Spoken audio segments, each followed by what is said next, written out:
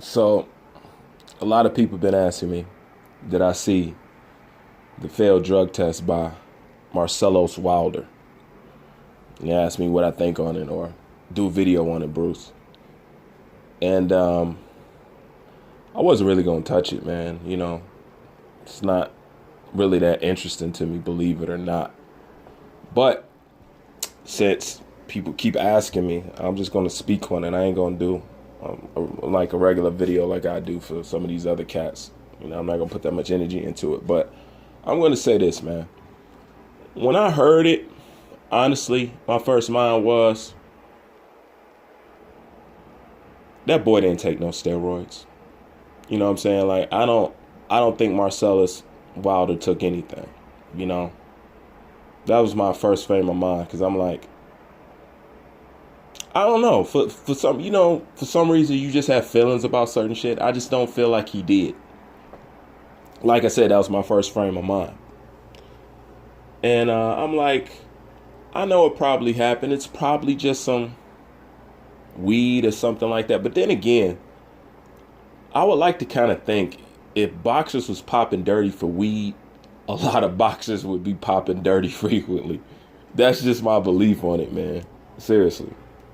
A lot of boxers would be popping frequently. So with that being said, my other frame of mind kicks in and I'm thinking, you know what? There's a couple possible things that could have happened. After that knockout, I'm pretty sure he was depressed. I'm pretty sure he was down. I'm pretty sure he had a drink. I'm pretty sure he smoked. He possibly could have did some other drugs. And from a result in that, maybe that could have ended up in his test, and that's what we see. Or he was worried. He was concerned. Doubt kicks in, and once doubt kicks in, you will do desperate things. The same side effect is fear. You would do desperate things in doubt, in the fear of having that one thing happen again. So, I don't know. It could be anything. It could be a numbing agent. It could be, whatever. But there's no doubt fear and doubt set in. Because that was not part of the plan for him to take an L like that, especially to get knocked out like that so early in his career. That definitely wasn't part of the plan. That's exactly why you can't find no video of it. And the fact that you can't find no video of that, when, if you look at the picture of him laying knocked out, the picture that's all around that everybody got, I think it's like 3 of them. If you look, it's a guy clearly standing there with a camera filming the damn fight. Go look at the picture. Go look it up. It's a guy right there with a camera filming the fight. So the fact that you can't find that shows almost direct connection to corruption. Almost direct. Same thing with the other fight. Y'all already know what fight I'm talking about. It's that famous that I don't even have to say it. You won't find it.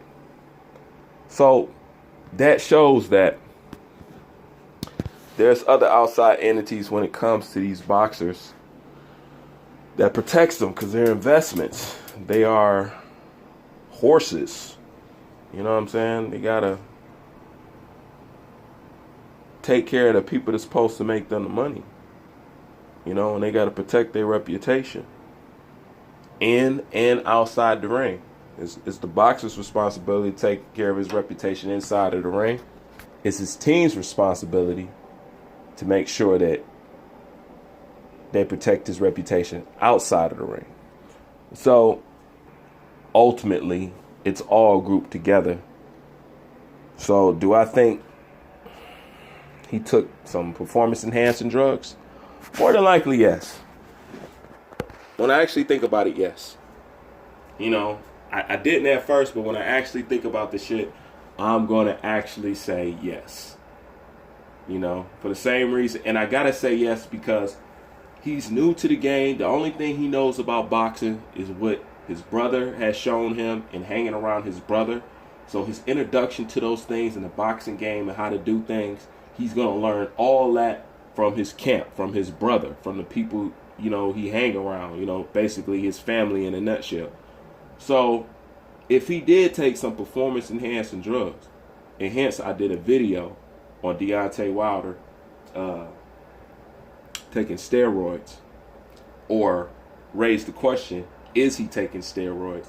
And I'm going to leave that video down there in the comment section. So y'all can go ahead and watch that if y'all haven't seen that. And it goes on to be that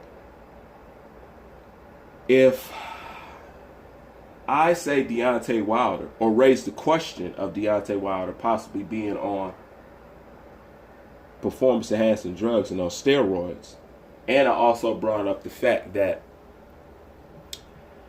it's more likely that somebody like Deontay Wilder would be on steroids. And if you want to know the reasons for that, you got to watch the video. But I also brought up that point. It's more likely that somebody like Deontay Wilder would be taking steroids.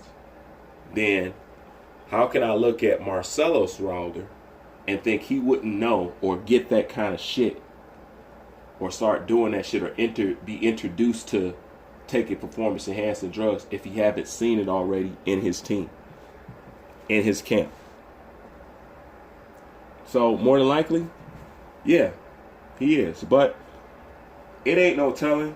And no matter what washes out, the game is so corrupt. Even if they tell you, oh, it was a pre-workout, it could have been performance enhancing drugs, but the game's so corrupt, we don't know who dropped the red envelope off to who, and who erased what and what database and whatever. So at the end of the day, we'll never really know, honestly. And like I said, all athletes are on performance enhancing drugs. I don't care what nobody say. I don't care who you point out.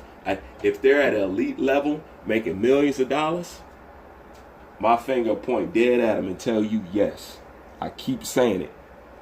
If golfers take it, everybody takes it. Not saying that golf is just some easy breezy ass sport, but compared to other sports, yeah, that's why old men can play that shit. So that's just my thoughts on it. But anyways, you can leave your thoughts in the comment section and shit, because I love to know what the fuck y'all think. But Bruce Fane, I'm out.